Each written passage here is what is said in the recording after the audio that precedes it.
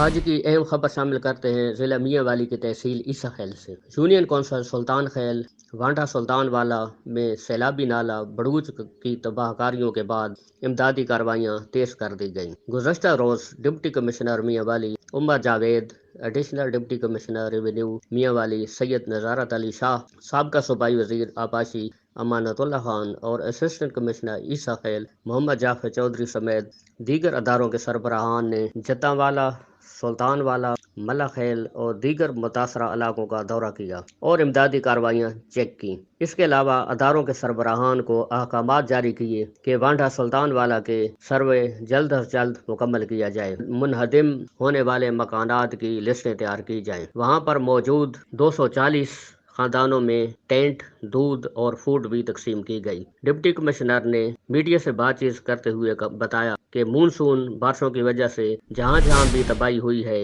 اور جس کا بھی جتنا نقصان ہوا ہے انشاءاللہ اس کو پورا کریں گے، اور ہماری پوری کوشش ہے کہ تمام ندی نالوں کے بند مضبوط کریں اور راستوں کو بھی کلیئر کریں گے۔ انشاءاللہ انتظامیہ موقع پر جا کر سروے کر کے تمام متاثرین کو ریلیف دے گی۔ عبدالرزاق خان، میڈیا رپورٹر، پاک ایشیا ٹی وی، عیسیٰ خیل۔